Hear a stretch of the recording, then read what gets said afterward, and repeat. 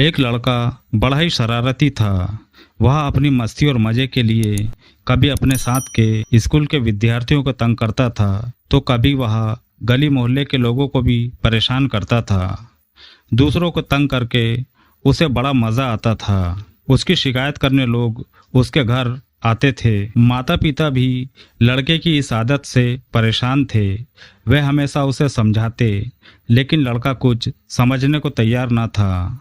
एक दिन लड़के के पिता उसे लेकर शाम के वक्त टहलने के लिए पैदल बाहर ले गए।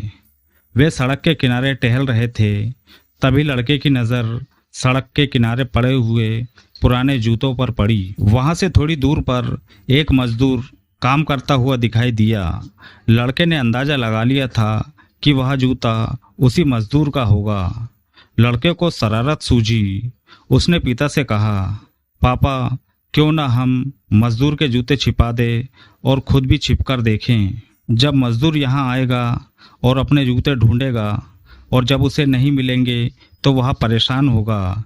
ये देखकर हमें बड़ा मज़ा आएगा। बेटे की बात सुनकर पिता को बहुत दुख हुआ, लेकिन वह उसकी आदतों से वाकिफ थे, तो उन्होंने बड़े ही प्यार से अपने बेटे से कहा, बेटा, हम मज़ा तो लेंगे, लेकिन दूसरे तरीके से।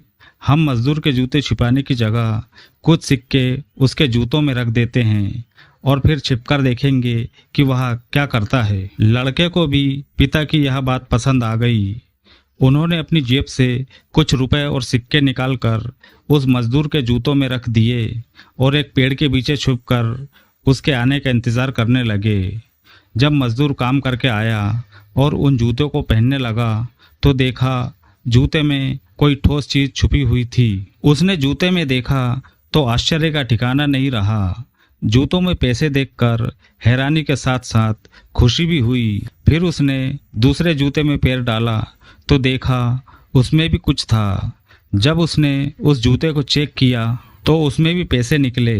यह देखकर वह मजदूर घुटनों के बल जमीन पर बैठ गया और ऊपर हाथ उठाते हुए आसमान की तरफ देखकर रोने लगा और कहा कि हे ईश्वर, तुमने वाकई मुझ पर कृपा की है।